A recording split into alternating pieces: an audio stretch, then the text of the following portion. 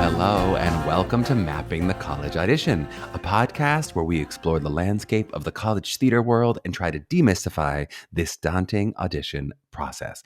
I'm your host, Charlie Murphy, director of MTCA, Musical Theater College Auditions, and today we've got an untamable bearcat of a show lined up for you. Eric Santagata is from CCM, and we love working with Eric whenever we get the chance. He taught masterclasses for us this spring, and the students really loved working with him as much as I enjoyed chatting with him today. In the pod today, we get into parallel passions and the spokes on the wheel that we all can fill out.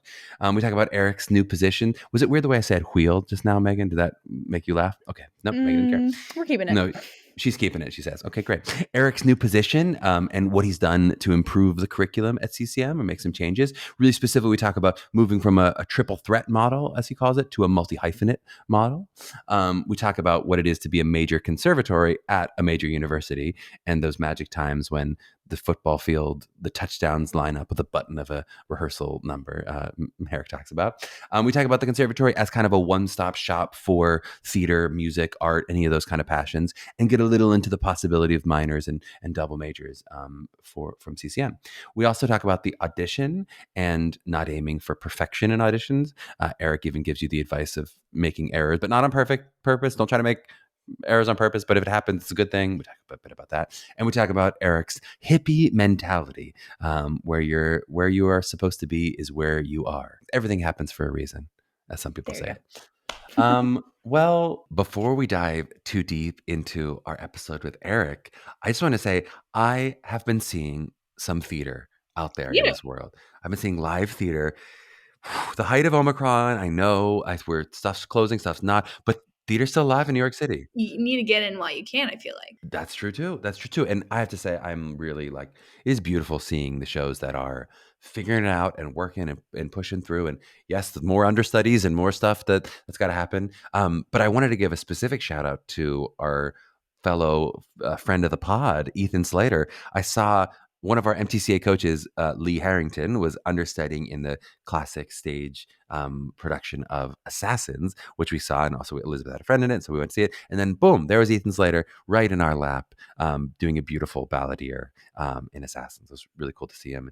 And just everyone who's in that room when you go see a show in January, it's true anytime in January in New York City, but especially in January in New York City in the middle of a pandemic, these are people who live and love for art. I mean, it was a full theater. Everyone was wearing masks, a lot of N95 masks, but people are doing, even the production, they used some masks, like when they weren't talking at specific moments. It was kind of cool that some of the actors would put on American flag masks in cool ways. But it was really inspirational just to be live theater it's not going anywhere. It may sleep for a second, it may have little moments, but it was a beautiful and moving experience to be in the theater. And we've seen a couple shows and planning to try to see a couple more. So let's keep this thing alive, And I know that Ethan was talking about in his episode how it was originally postponed. Like it was supposed to happen pre-pandemic or shortly thereafter. So I'm assuming with another surge, it brought a whole flood of emotions back into the production. So I'm happy that it is open and showing. Absolutely. And it's always cool in New York City, especially some of those off-Broadway shows where you don't make a lot of money as an actor, let's be honest, but that cast is star-studded. I mean, it's boom, boom, every role, even some roles that you're you don't need a star for this one. Okay, nope, it's still a star. It's just everyone. I mean, there's Tony's out the wazoo, and there's, some real amazing Broadway credits from all up and down the cast, but they're doing it clearly for the love of it. And it's not because they're getting paid a lot of money to do there. They want to work with these people and work on the show and make art. And that's always just inspirational to see. And as you will hear in later episodes coming up down the pike, as Charlie says, the theater gods were telling them to take that job. Yes. Oh, that's a little Easter egg you're dropping, the theater gods a couple months away. But let's get into this episode with Eric, which is also really inspirational and fun.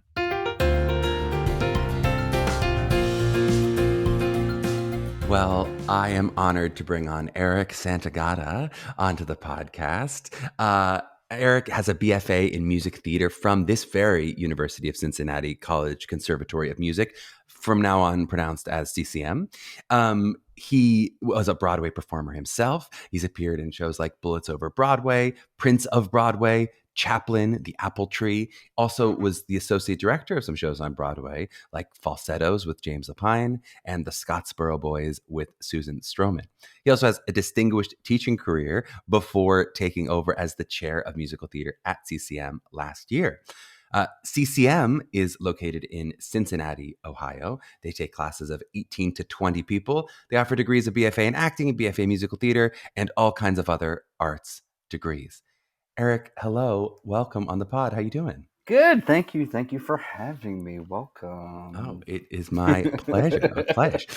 Let's do a little bit of your own background. So I got a little bit into bio, but how do we get from this wonderful Broadway career into this new position that you find yourself at? Well, I'd always, to be honest, sort of kept my eye on the position. Like I can remember we had we had a secretary who was sort of like our den mother, and I remember her name was Patty Hall, and I remember sitting in her office, talking about it very, very loosely from my young little mind, still with stars in his eyes.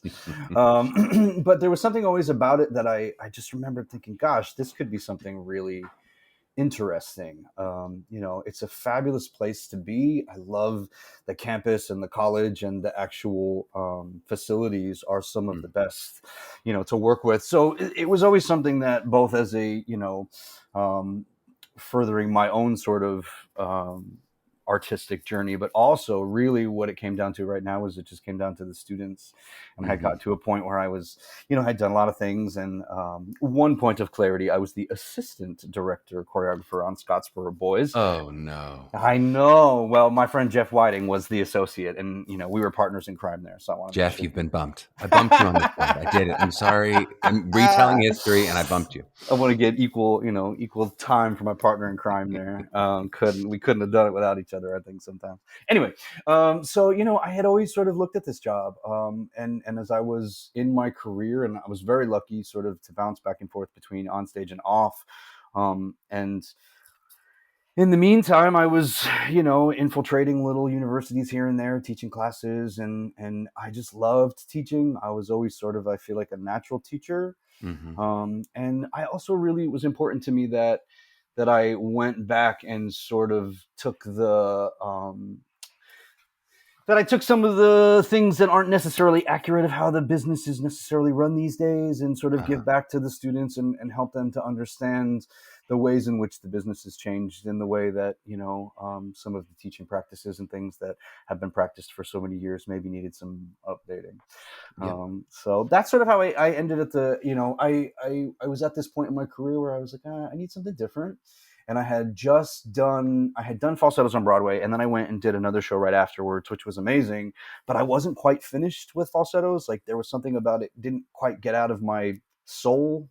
And so I decided that after we set the tour, instead of sort of jumping back to the grind, I was going to just like take a second and breathe and see what what else I wanted to do. I teach a lot about parallel passions, and this idea that, if we look at theater like a long game opportunity, and instead of the, initial get out of college, 10 years, if I'm not a star, I'm out.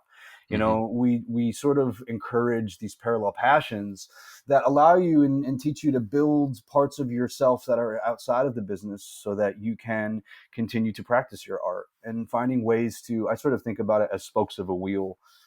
That's sort of how my career went, where I would just chip away at these like little spokes of a wheel, and I would, work on my, directing behind the table sort of part of the industry, and then I would work on my performing part or my writing part, or I actually took a 2-year hiatus and ran over and was a pastry chef for the Jean Georges organization.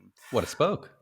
So we talk about that a lot, in school, about trying to find these other things that, you can sort of utilize to create something that feels like a long game, industry that you're able to participate in, and also not constantly stressed out about, where the next job or money is going to come from. So, well, I'd love to ask a little bit, because of this a little bit unique journey or path that you've taken. A lot of the teachers we've had on so far often were at school for a while, because we're talking to a lot of people who are either heads of the programs or have big, roles from a long-standing relationship with the program, which of course you have also as a student. But coming in now with that fresh eye, how is that? What was your approach to any changes that you've made, any changes you're thinking about making? What is that approach of sort of coming in and going, I'm taking this over after years of stalwart leadership, but to Yeah. go, if I am going to steer the ship in a direction, how does that come having maybe not been on faculty for 10 years and, seen all the workings of it?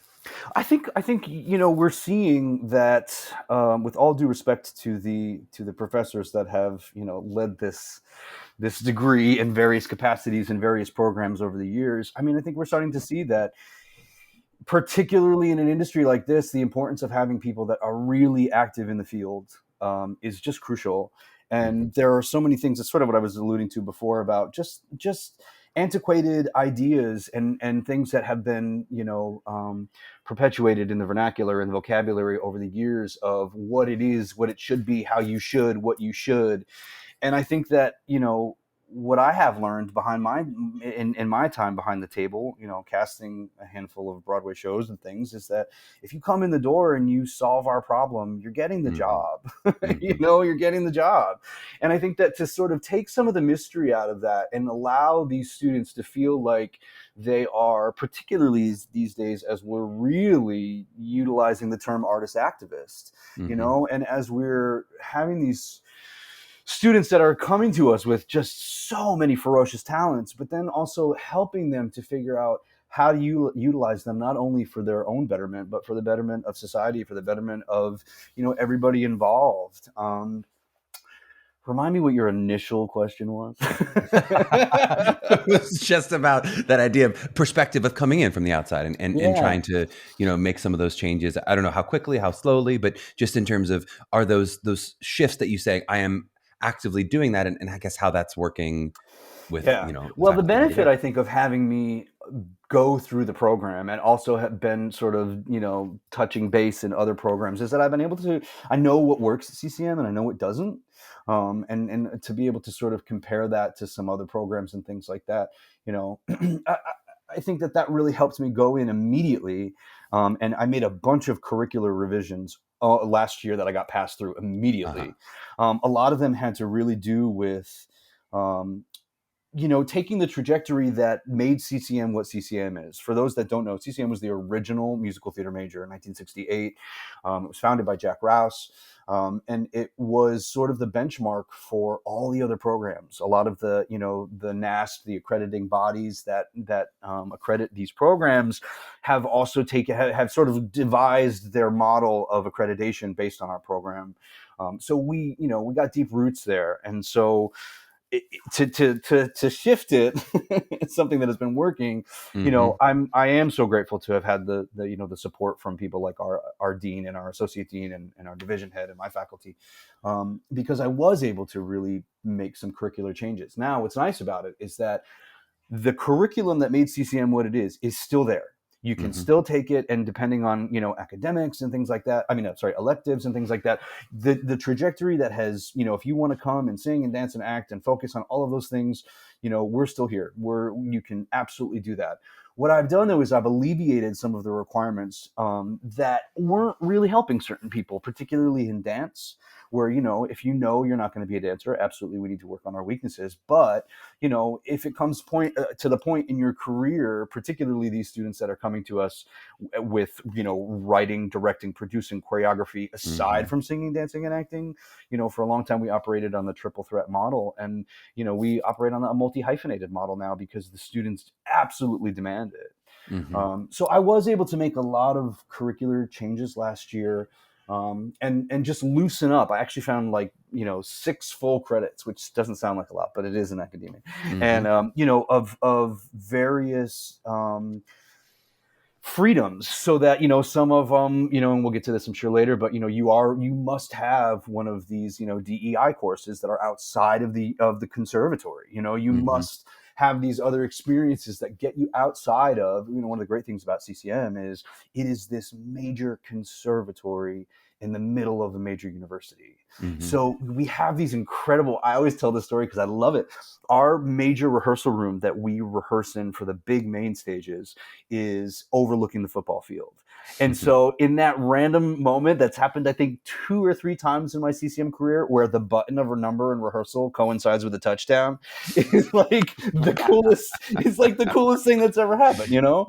So it's, you know, it's, so I was able to make, you know, a lot of shifts and adjustments in terms of, you know, what we're doing and how you can individualize the training. That was my real goal. You know, how do we meet you right where you're at, individualize as much as we can what your experience is here. You know, if you're coming to us, that's the other thing, these students come with so many transferable academic credits, so they're coming in almost already as seniors in a lot of ways. So we've, you know, really opened up the curriculum and made it just a lot more, the ability to have it be individualized is really the main point.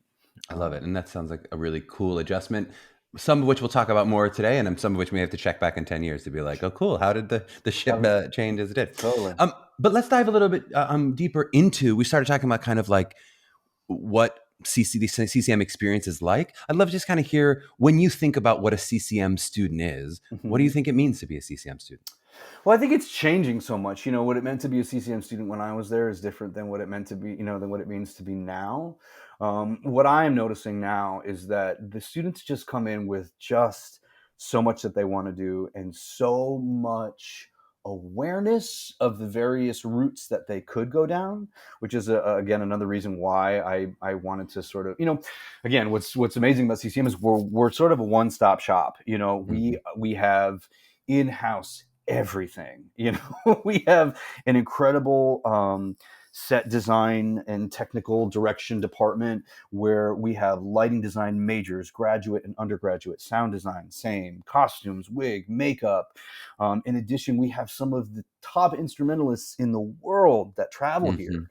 So we have these right under our roof. We have this ability to, you know, here, go take more theory. Oh, you want, I know a ton of people that have transitioned from on stage into like hair and makeup, you know, like we have these resources where, you know, I remember being in costume class, hand beating material onto a costume and going to rehearsal that night and seeing it on the costume. That was like, you know, so you know, the CCM student in a lot of ways will not be tamed.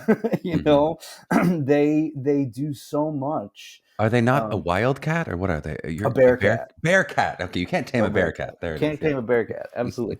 So I, you know, the CCM student is if I had to say it, they are a ferocious ball of unwielding talent and energy. I mean, you know, and that's what you know, for me in particular, that's what I love. You know, what do you want to do? Like, what do you want to do? And for me, I think in terms of, you know, as you see in my career, I've had like 16 careers so far. And so that's something that's important for me to, you know, I was like that in college, you know, wanting to do a bazillion different things. And how do I do it? How do I do it? How can you help me? So, you know, if I can act as any part of a liaison, you know, to other professors, other pockets of the school, other pockets of the industry, you know, it is not uncommon for me to make a phone call to, you know, a writer friend or directing friends to help them, connect them with a student on their independent study, or, you know, just trying to really, I've always been a bit of a matchmaker. And so I find sometimes that putting people together is something that I do well. So, you know, whether it's a class roster or trying to, you know, connect folks with various skill sets, we just try to meet the students where they are and help them grow as much as possible, you know? I love it. Well, and you've described, you know, so many different kind of educational experiences that a student could have. If I could try to pin down a little bit of like, curriculum wise, what is consistent, or maybe if it's more helpful to think, what is maybe kind of a typical student starting as a freshman, ending as a senior? What am I going to learn over the 4 years? What am I going to go through in terms of the musical theater process? Yeah, for sure.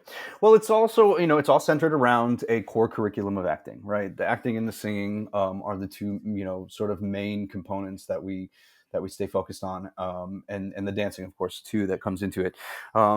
You know, the students will in terms of like a freshman year, you will take all of your, you will take your music theory and your piano and a lot of those things that sort of help us get you established with some of these other classes. Some of our, there's a choral class that we offer, that we require for the students to, to get to know some of the other pockets of the building, similar to like, we have like a tech department, a costume and wig thing. And so in those beginning years, the freshman year is a toughie. It's a tough year. But you're doing a lot of those things. You're taking your, your core curriculum of your acting class. You're taking your vocal coaching. We had a really cool class this year that the freshmen took with Karen Olivo, who's been on our faculty now for 2 years, doing a lot of really amazing work. And they did a critical eye class where they would ask the students to sort of look at material that is particularly, potentially problematic. Is the problem, does it lie in the actual material? Can we get around it in the storytelling? And they would sing, they would perform material and examine it. And, so we're looking at all kinds of different things in that regard. You have your in the new curriculum that I pushed through, we had little pockets where you would maybe take a vocal coaching, you'd specifically take it for your first 2 years, and then maybe you take it, once or twice. There's vocal coaching all year, every semester now, so that the students are really getting that access to, storytelling through song. So it's, there's various degrees of our acting curriculum is a little bit in limbo right now. We have, we're looking at bringing on a new teacher. We're also looking at, we have another teacher that's retiring that has taught for us. So some of those exact curricular shifts are still sort of fleshing themselves out. But it really centers itself around a core curriculum of acting. And then various degrees of, you have your weekly voice lessons and you have your vocal coachings, and in your acting class, you could be singing as well. So, you're on top of shows and independent studies. I mean, there's always something going on at So school. if I'm hearing you correctly, so maybe a shift away from what would have been thought of more of a triple threat style school, now acting centric, but also hyphenate centric in terms of what you want to be. So I might end up being an actor, singer, writer, whatever, all the different hyphens that I pursue. I've really put I'm really putting a lot of effort into the acting trajectory. I've had a lot of meetings and curricular sort of sessions to figure out what that looks like. I have a couple more that are coming up. I'm in the process of putting together a small crew of people to help me really look at this broad scale curriculum. We've been really lucky too. We have Dr. Sherelle Luckett, who is the author of and creator of the Black Acting Methods book and series. She's a ferocious person, and she is on our campus. She's just a couple of buildings away in the Arts and Sciences department. So we've been, utilizing these resources to help us really look at, broad scale curriculum and the trajectory of, what we're doing and how the students pace themselves through the program. Still, I think, I mean, as much as we try to really individualize, there's something about those dance classes that the students still are like, let me dance, For sure. But even that, we're just making sure that we're attending to all the good spots. I love it. And then if we can talk just a little bit about the BFA in acting versus the BFA in musical theater. I know in terms, we'll get into this with the audition and how that audition happens differently, but how, in terms of like crossover between the two BFAs, how does that work in terms of the school itself? I'm working on that. It's been actually really interesting. I don't know how it happened, but like when I was at school, we were, as I mentioned, we were always, down in the wig and costume department. We were with the musicians and the technical students and the acting majors. We were just like always together, and somehow it's gotten a bit siloed.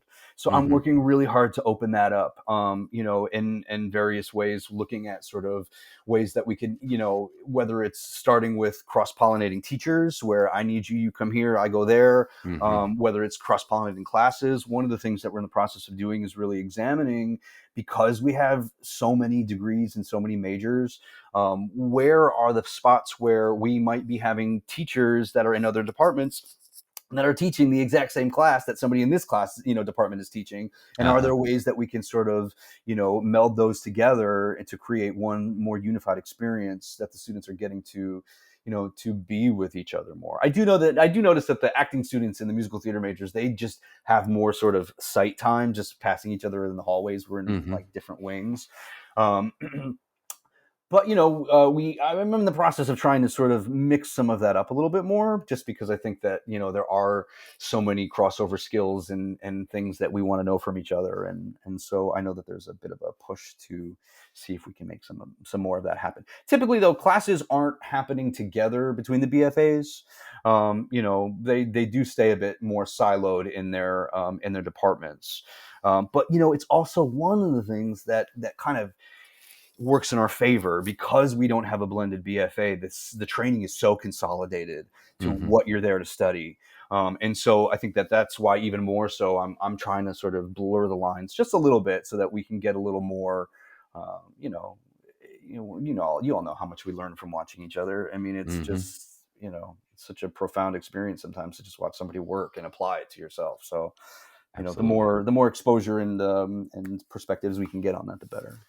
And then you mentioned these football game random touchdowns during rehearsals, but let's talk a little bit about outside of the theater program. So there is a major university there. Yeah, for sure. What else am I going to get access to as a CCM student in terms of the larger university? I mean, so much. Like, it's really fascinating. We had one student who, I adore him. He's wringing out his education like I wish everybody would. He's in every part of the university, anything that is related to arts and science and theater and movies and film and screenwriting. And I mean, he's in it, and it's like, I just want to light it on fire and let him go. It's actually really awesome to see. So he wanted to take a little bit of a break from the department, just with the transition last year and the COVID year. We gave everybody the option to sort of take a year, and he did take that year from our department, but really took a lot of courses in the arts and sciences department. I was talking that's where Dr. Sherelle Luckett is, but there's screenwriting classes and script analysis classes and theater history, musical theater history, movie history. I mean, there's just all of these options that you can pair with the conservatory and the arts and sciences department. But then we have, there's all kinds of other things. We have students more than ever now that are participating in minors for sure.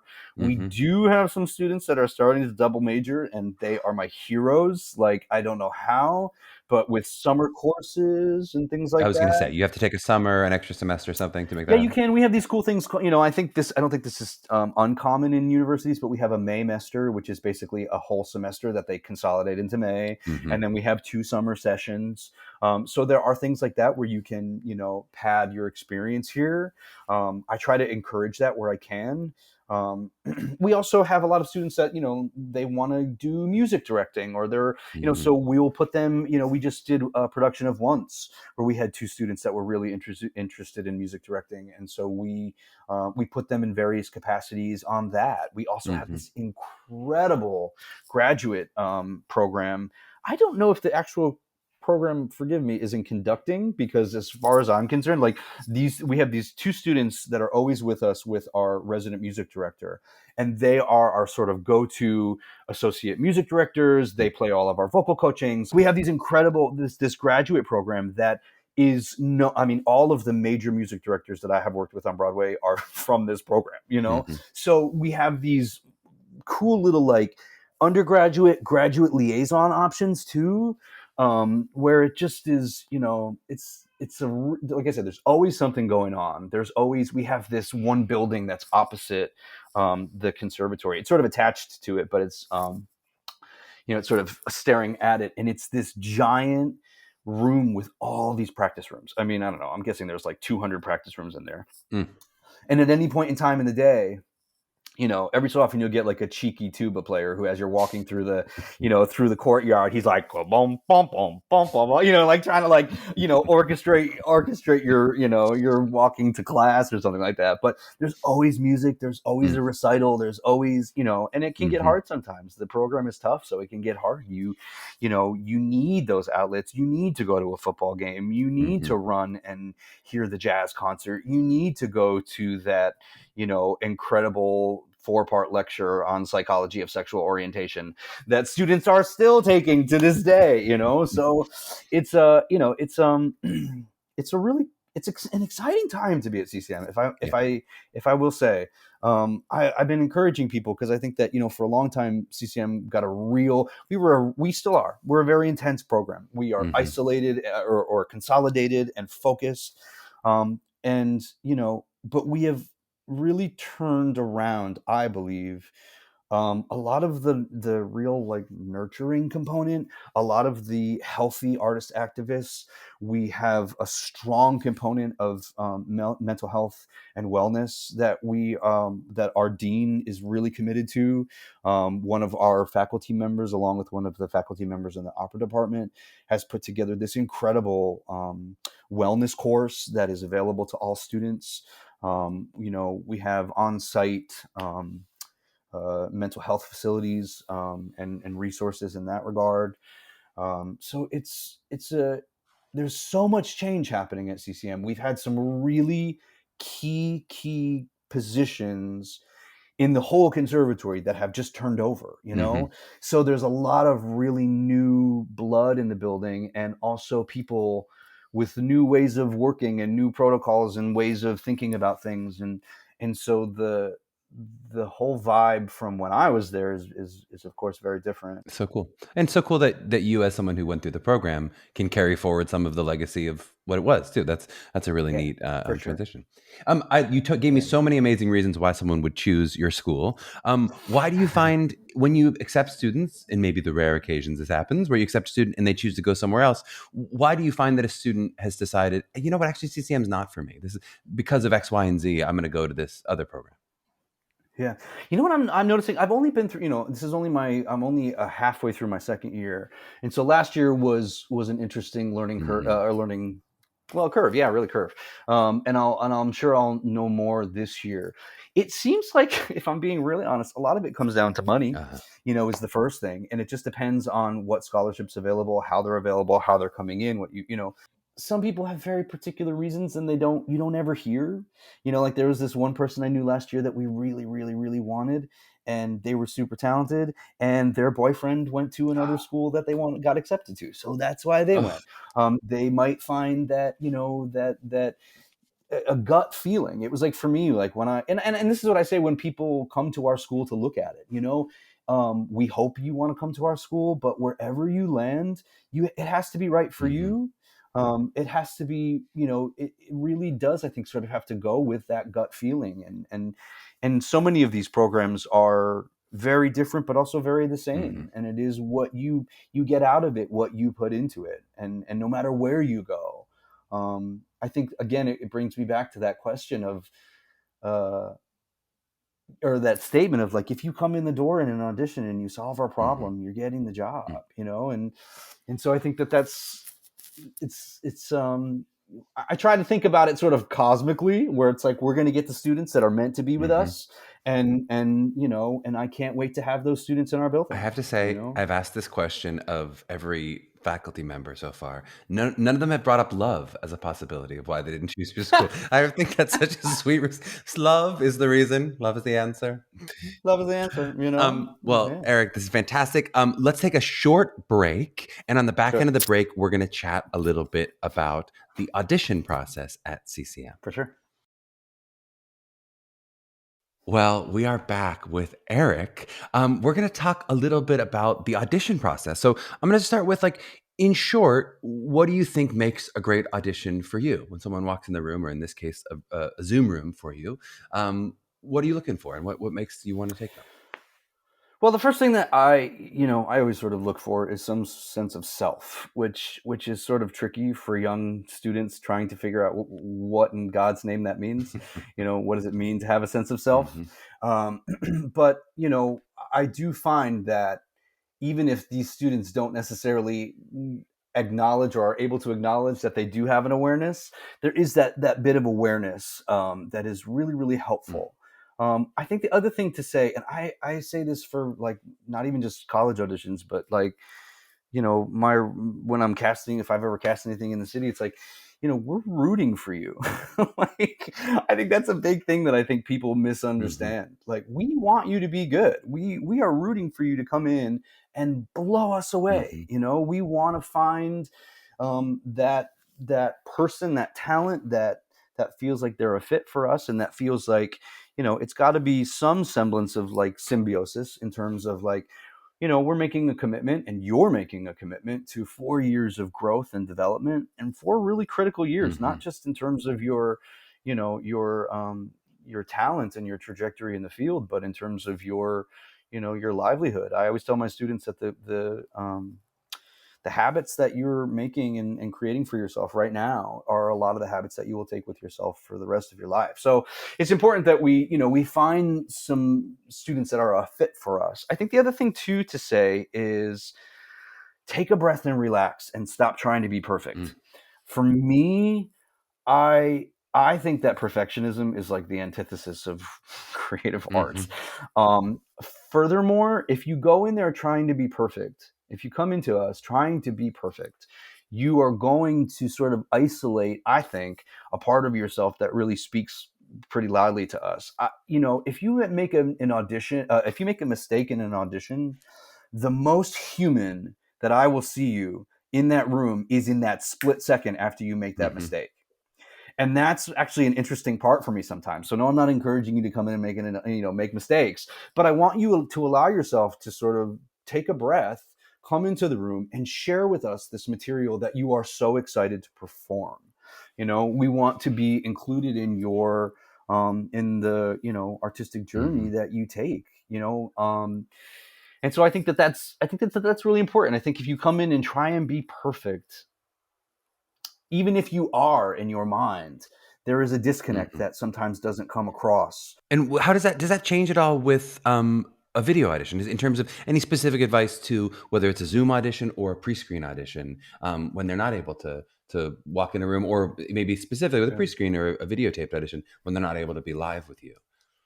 Yeah, I think it's a similar thing. I mean, it is. We are sort of learning about the differences and of course the difference between on-camera auditions and in person, and this year sort of making adjustments the best that we can to try and combat those in terms of really being able to navigate what somebody's actual abilities are. But I think it is the same sort of thing. Listen, if we're if we get thrown into all virtual auditions again, which as it stands right now, UC is planning on having all virtual auditions, but for us they're going to be virtual, but in person. But we are going to all three cities that unified. So we're going to New York, LA, and Chicago, and so we are encouraging students that if you've been pushed through in a pre-screen to show up this year, if but if you can't, that's okay too. We can learn a lot about you on Zoom. And our whole class from the freshman class this year was picked on Zoom last year, and they're fabulous. I mean, they are just like a ferocious little group of they know exactly what they want, and I just adore them, so it's I admittedly am a little bit of a hippie in this regard. And so I am a little bit cosmic. Like, if you're meant to be with us, it's the same way. It's like I tell my students, like, in a lot of ways, the shows that you're supposed to get, the work that you're supposed to book, you've already booked it. It's the same way about me coming back to CCM. It's like, for all of my trying to navigate my career and trying to go here, there, and anywhere else, it's like, oh, I was supposed to be here, and however I got here is how I got here. I feel that way about auditions. If you come in and you seem like you're a fit for us, and the energy's there, the vibe's there, we'll keep exploring you, and hopefully it'll all work out. I love that. I think so. Some people that would make them more anxious. For me, that would calm me down to be able to be like, all right, just don't get in the way of it. Just let it happen if it's going to happen. I think that's yeah, really for nice. Sure. Yeah, don't get in the way of it, because I think the thing you have to remember too is that, similar to, auditions in the industry, we are gathering information about you from the second you walk in the door, right? So if you mess up an audition, if you screw up something, or you forget some words, you have to stop, you have to whatever. Watching you recover is actually a really crucial part of the audition. Time is money in the industry, and if you can recover and keep moving, it's a really important skill to have, and it's something that you can cultivate over your 4 years, and certainly not something that we're, again, don't come in and try and make a mistake. Perfect. I mean, exactly 2 mistakes and I recovered well. Just what Eric said. Right. Yeah. Right. The new audition criteria: up tempo, monologue, ballad, and 2 mistakes. What do you feel? Is there anything students love to ask about, like pet peeves? But is there anything specifically that you don't like, whether it's about a material or a practice in an audition, that you go, I really would rather you don't do this. This does kind of, put a bar between me and acceptance. I think it's tricky because, we used to have like the no Sondheim caveat because, it is, the material is just more complicated. I think that you want to really make sure that you're doing material that you love. I don't have a lot of hang-ups necessarily. I feel like I can see through, somebody's, voice teacher told them to take this optional note and, glitter and be gay. Mm-hmm. Like, I feel like we can sort of see that. I would ask that the material that you just really love to do the material. We get a lot of questions about like, swearing and topics of, Eric came onto this podcast songs. Swearing like a sailor, just so we're clear. Before we recorded, it was all F-bombs. So just in case you want no, please continue. My students will probably validate that point. Listen, if it's not going to make us feel uncomfortable if it's something that you feel so strongly about doing and it feels part of, you're passionate about. I must say this, I must do this song. I must, if you're committed to it, we'll go with it. It's not like we're going to be like, oh, they said this. Oh, they talked about that. I think people get hung up on the real logistics of the audition, and there are so many nuancy little things that have nothing to do in some ways with what you've prepared that, that's why I think sometimes I do sort of say, like, if it's meant to be that you'll land with us, you'll land with us, So true. All right, I'm going to ask you my favorite question now, which is, so when you're making the artistic decision in the room, if you had to estimate how much of your yes or no comes from like the skill displayed and the material and the work that they did. So, the monologues, the songs, how much is about that versus some of those intangibles like the mistakes and how they were covered or interview questions or adjustments? How much is in the first category and how much is more in the intangible category for you? I mean, in some ways it's 50-50. In other ways it's not. Listen, there are some folks that are innately and inherently more talented than others. They have just, they've been, in voice lessons since whenever, or they've just had this, or they have this particular, skill set that really works really well for them. It's really, in a lot of ways, it comes down to the sort of whole person package. We've turned away some really, really, really talented people because we just didn't necessarily feel like they were a fit for us. It didn't feel like they had the, A, B, and C. It could come down to a multitude of different things. At the same time, I am really interested in people that have really, green qualities about them, because it helps us help them. That's another thing I say a lot. It just helps me help you. Sometimes having people that don't have as much experience or ideas about what it is, it helps us discover it together and really lets them find exactly what they want to do and find that sense of self and find the material that fits on them and find it helps us learn it together. That's that thing for me where it's like, I say, it's like when students come in, it's like, what do you want to do? What do you want to do? It's not uncommon for me to, have meetings with my students and be like, okay, tell me what kind of shows you want to do. Tell me what you see, particularly as we have more students with, more of our non-binary students that are coming in. And it's just like, okay, well, talk about what kind of roles you want to play. Talk about, what you see. How can we, again, bring out your training here so that you feel like you're getting what you need. And then we'll take care of getting the things that you don't realize you need, So it's such a good point about, I haven't heard that before from the faculty perspective of why you want a newer student. I remember that as a freshman in school, sometimes being like, why are some of these students not as far along as me? And I felt so like educated on certain like text work and all those kind of things. I was like, oh God, they're behind me. And then I slowly, as I let go some of that arrogance, I slowly was like, actually watching from the ground level, watching them learn. I learned so much watching them learn. I was like, oh, actually, I love the way they learned that. I love the way they took that in, even though it was newer to them. Maybe they hadn't been doing this for as many years. Ended up being really helpful to the whole class, not just for that. Yeah. And I try wherever I can. The students hear me say this all the time. I squash comparative thinking wherever possible. I just don't think it's helpful. I don't think that it does any of us any favors. We are all our own individual people. We all will have our own individual strengths, weaknesses, qualities, all of those things. And I just, the idea that we are trying to compare ourselves to, anybody, and as somebody who suffered a lot of comparative thinking, as we all have in the industry, and it's hard not to, but, it's important that for me, that our students feel like we are trying to really hone in on their individualism and what they want to do in the field. I think that what's been interesting for me is to see how many students actually really are looking at other things. It just wasn't, there's so many of the things that they want to do and know they can do. It's wild, even just with nowadays with the technology and the editing, they're editors, they're content creators, they are, they're in the pandemic, we all became all of that. I mean, we're cinematographers, we're whatever. We're like, I guess we're just doing all of it if we're trying to send in auditions. Let's talk a little bit about, so let's say the artistic decision, you really are into this student for whatever reason, whatever combination of those working intangibles. What about the academics in terms of the university? Once you like this student artistically, how much then do you have to run that by the university in terms of grades and SATs and the normal application elements?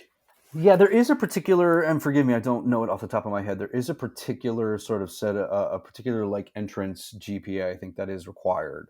I'm going to say, generally speaking, that I wouldn't necessarily worry about that too much.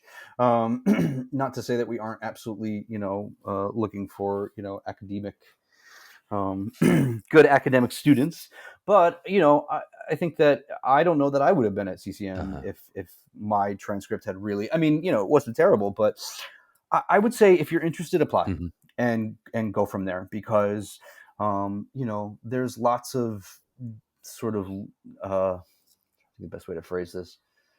If you're interested, apply. Love it. I love it. Diving down a little bit more on that artistic decision, how does it work in terms of the interaction between disciplines? Let's say specifically for a musical theater major, in terms of my acting, do I get an acting score, a singing score, a dance score? Are those weighed evenly? Is it more of a holistic process? How does it work as you try to evaluate the different skills in terms of whether this person's going to get in artistically? It's definitely a holistic process. And I think that really speaks to the individualism of each person. And I think that, these days in particular, we really owe it to ourselves and to the students to really look at each student as such. I think it really, it's a holistic approach and it's individual. There are some students where it's like, oh, well, they, the voice is there. They definitely need some training, but there's a voice in there. The acting skills are really good, and the dance isn't so great. And we can work with all of that. You know what I mean? If we feel like we can support the weaknesses and we can, help you build the strengths and put together all the pieces, I think that's really what it comes down to. It's definitely more holistic. Love it. And then what about, we talked a bit about this with the classes, but let's say I was looking at a BFA acting at CCM. How does that work with the application and audition in terms of the separate programs? It's a completely separate audition. It's a whole separate sort of thing. We audition, sometimes we won't even be in the same unifieds together or whatever. I think we are this year, but it's a completely separate audition. And there are times too where musical theater has seen somebody and been like, you know what, you should go see, for auditions, you should go over to acting, or they'll send somebody over to us. And, some people don't really know that the acting department is a part, that there is a BFA in acting at CCM. It's a great program. And we actually benefit a lot from their teachers. There is some crossover there. But as far as applications and applying, it's a completely separate process. I love it. Well, what similar process in terms of what the ticking the boxes, but it's a separate application. And are you guys okay with the possibility of someone applying to both at the same time? Absolutely. Yeah, absolutely. When I was a student here, two of my dear friends, they actually ended up going after the first year from musical theater over to acting. And there's been other, people that have done that for sure. So, I remember when I was in school, we had somebody that transferred from the opera department into the musical theater department. So, there's some flexibility and wiggle room. I love it. We play nice. We play nice together. Why don't we wrap up the audition section with just Do you have any advice for, and maybe let's speak specifically as we round into the holidays and the new year, with student seniors this year who are about to audition for you? Maybe they're going to go see you live at Unifieds. What would you say to Yeah. one of those prospective seniors? I would say enjoy your time in the room. I would say do your best to trust that, like I said, the people behind the table are rooting for you, and be prepared. You want to be prepared. I think that's the other thing that shoots people in the foot sometimes. You want to be prepared. You want to make choices and commitments to the committed choices to the material that you're doing, and then come in and have a good time. Really show us what you can do. We want to see you sort of let it rip. Mm-hmm. Let's see what you can do. But I think being really prepared and any sort of sense of yourself that you feel like you connect to, like lean into some of that Mm-hmm. stuff, and don't tell us what you think we want to Mm-hmm. hear, because I think that's another thing. Sometimes I hear these answers to these questions and I'm like, you've been coached, Mm-hmm. you've been coached, and that doesn't necessarily give us a sense of who you are. I would rather you trip all over your words and come out with something that's like totally profound, as opposed to something that feels like a sort of stock And answer to a not to put you too question. much on the spot, but what would be an example of a stock answer? What's something where you would hear it and you would go, "Oh, this person's been told to say that," and where it feels like it trips a wire for you? Well, I just really love the craft so much, and it's some of those things that particularly because. And actually, what's funny is that I think we notice it mostly in Mm-hmm. parents, but they don't know about what musical theater is. Mm-hmm. Like, the students tend to know more than the parents do. So sometimes it's like when the parents come in and they're trying to help the students, and then they go send them somewhere, Mm-hmm. and those places are absolutely wonderful and so helpful. But just when it comes down to the interview kind of part of the question, give yourself a little breathing room. Like, just before you answer, before you get into that, just take a second and Mm-hmm. just tell yourself, you know what, it's going to be all right. I'm good. We just want to get to know Mm-hmm. you. Like, in some ways, that can trump, pardon the term, Yeah. talent, because we are making a commitment to want to work with you, and for those 3.5 years, 4 years. And so, it's got to be fun for the both of us, and fruitful for the both of I us. love it. Yeah. Let's just wrap with some of those questions of the specific challenges of 2021. So I'd love to talk a little bit. You Yeah. mentioned some of the DEI stuff in terms of how CCM is kind of preparing to meet the demands for racial equity. But I'd also Yeah. want to talk just a little bit about the virtual world and how you've pivoted. I mean, you have only pivoted for the most part in terms of your tenure here, but Yeah. just what that has been like in terms of the adjustments to virtual. So take that whatever direction you want to go in, but we'll probably try to Yeah. hit both. Well, I mean, I think in terms of the DEI component of it, we're like we're like everybody in terms of really taking a look at the the institution, and looking at the department, the division, and everything. Last year, we were able to really sort of hunker down departmentally and look at a lot of things. We had monthly anti-racism trainings for the students. The faculty has already been in a handful this year. The dean has been really great about. It's thrilling, if I do say so. There are new positions being created and Mm-hmm. filled, and there are old positions that are being filled with new bodies, and it's academia, so things take time for sure. But we are really looking at all of the nooks and crannies that need looking at. Mm-hmm. And it's been amazing to watch the students rise to the occasion and watch them demand, and we keep ourselves just as accountable as we expect the students to be, Mm-hmm. and so they keep us accountable. If something is not sitting well, they will tell us. They will, and what's nice about it too is that I enjoy that, because it gives me the opportunity to make corrections. I'm not somebody I typically am an apologizer, or I'm not somebody. I like to have conversation about stuff. I think that there's nothing that can't be solved by a good conversation.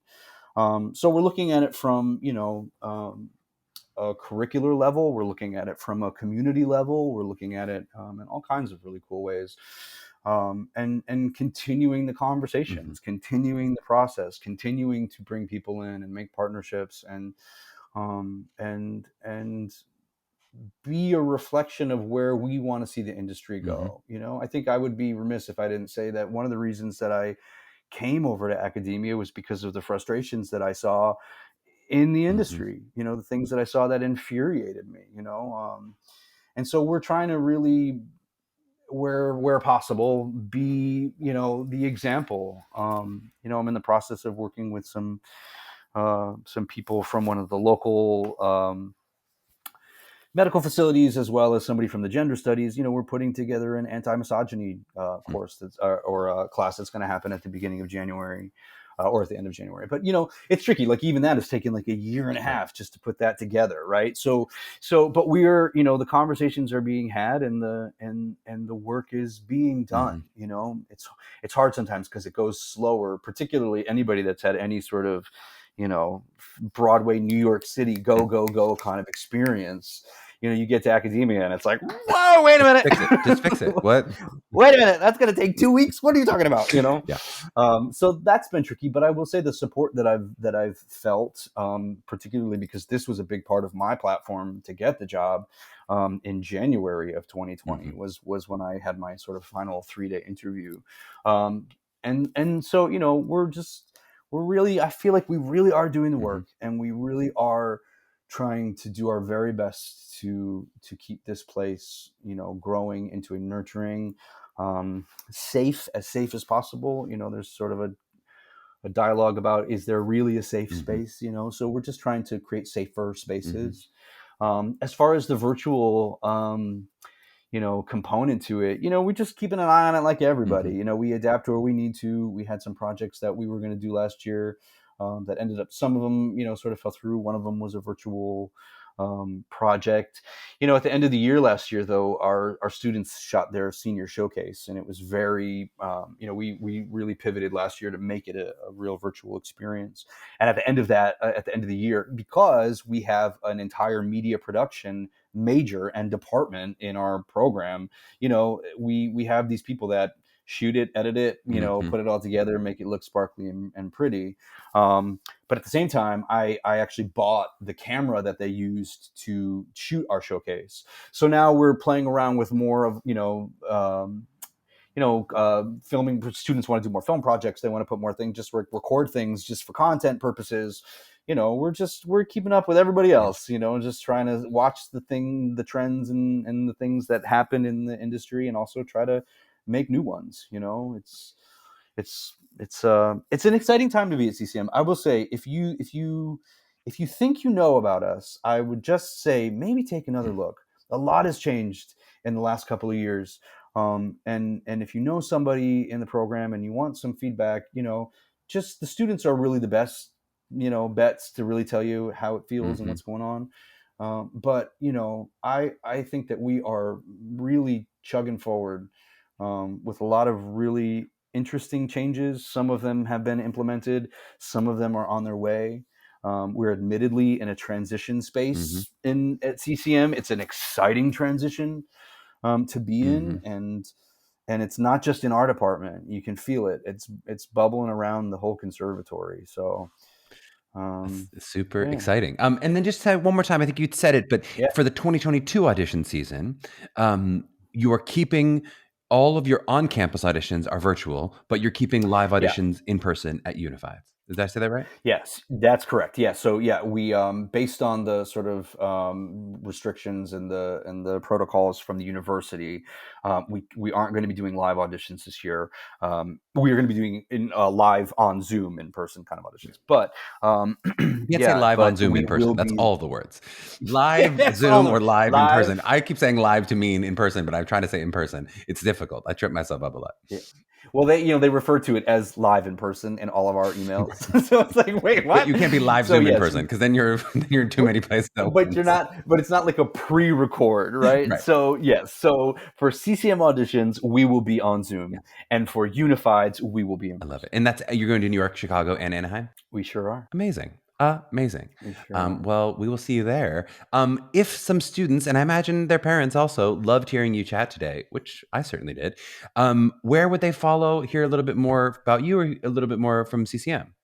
You can always reach out. We have our website, of course, that has lots of information. That too is actually in the process of undergoing, language modifications and a sturdy eye to make sure we're good to go. But you can check the website, of course, and my contact information. You can find me through the website.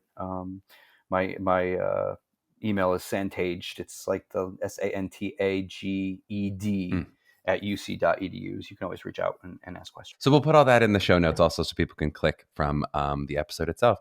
Eric, thank you so much for the time. It was such a pleasure chatting with you. Awesome. Thanks. Thank you for having me. Thank you for asking about our program and giving us the opportunity to sort of talk about it in a new and exciting way. Appreciate it.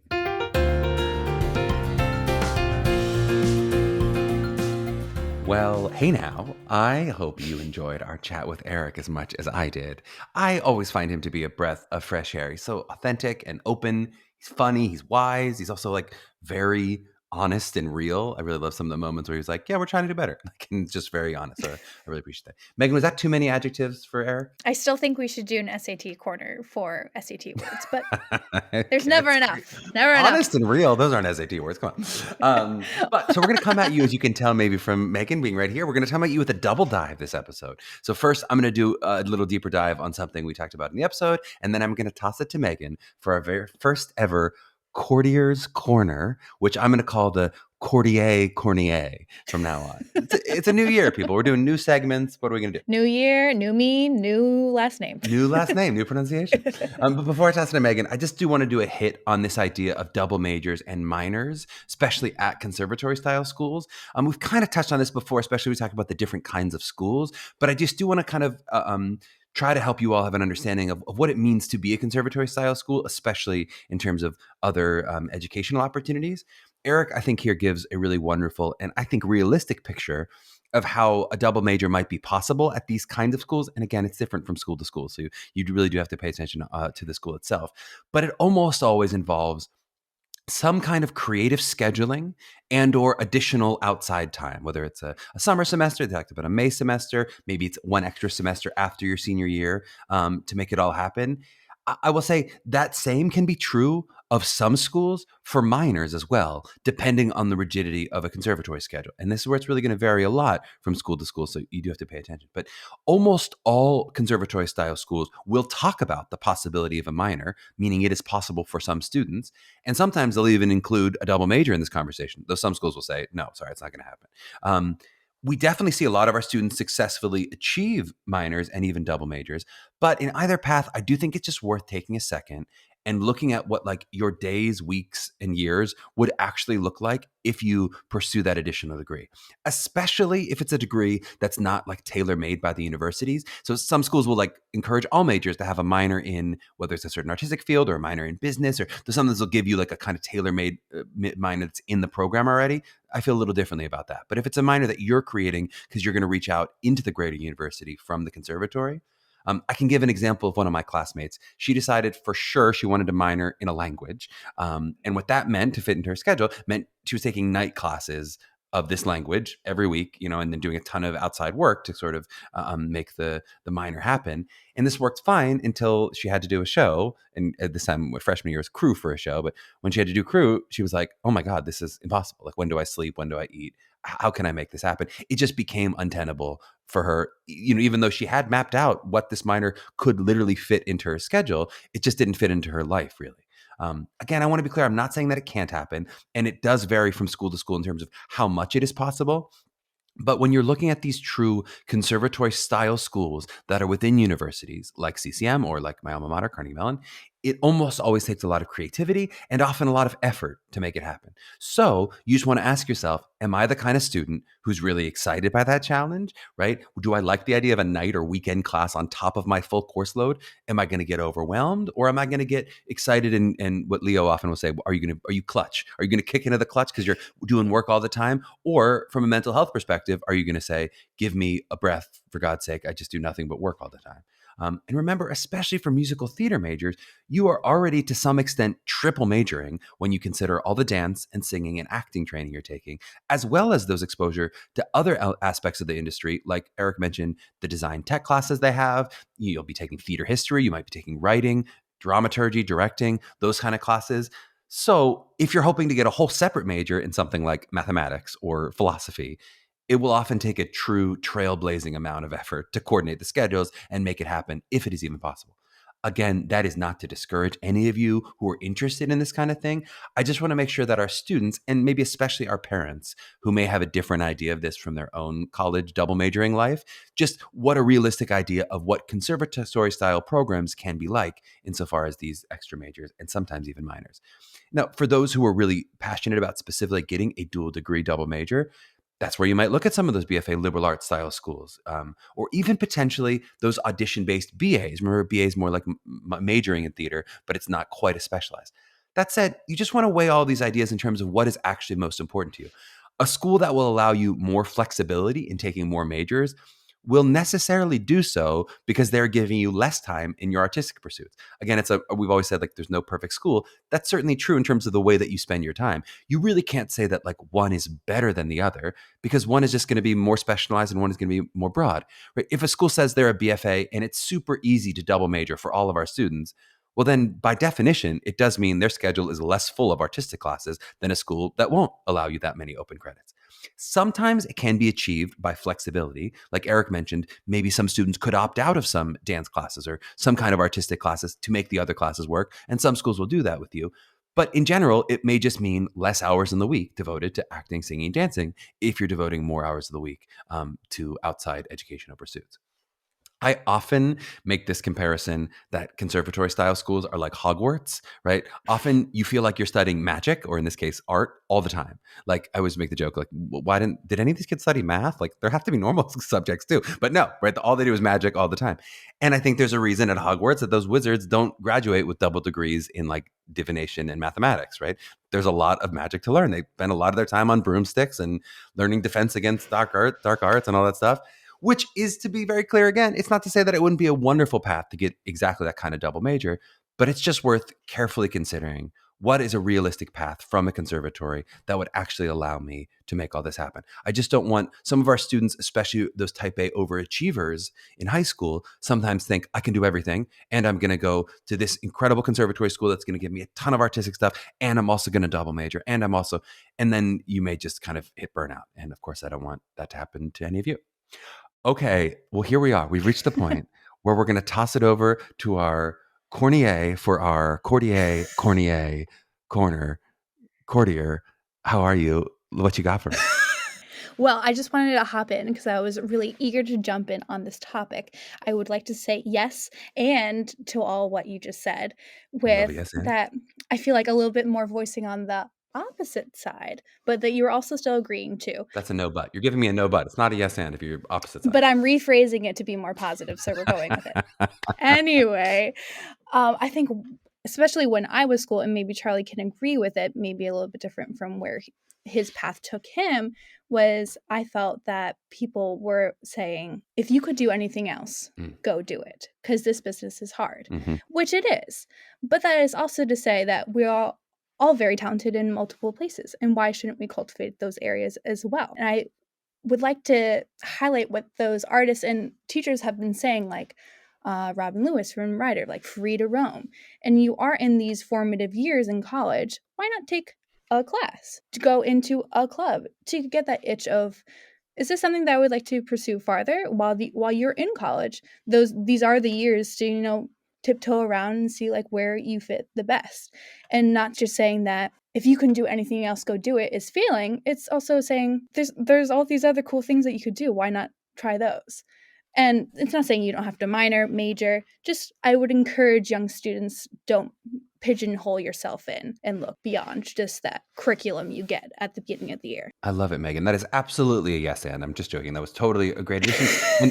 And I always say with that phrase when we that was certainly true when I was going to school. People said if you could do anything else, and I always would turn to my best friend and say, if you can't do anything else, you're going to be a pretty uninteresting actor. If like the only thing you know is like acting, singing, dancing, and I don't know anything else, I'm like, well, I don't want to watch that person act for the most part. Like, of True. course we want to be really full, well-rounded human beings. And I love the idea of free to roam. But in some of that's what I sometimes mean is saying, if you release yourself from the need for that second degree, often it does let you have a little bit more freedom to roam, right? Like I took a metaphysics class from Carnegie Mellon. Like it was really cool. I love that class. Like I wasn't going to major in metaphysics, and not that that's a major that you could do anyway. But like, I don't know, be part of a philosophy major, be part of whatever. But like, I wouldn't devote all my credit hours because I wanted a little bit to explore and round myself out.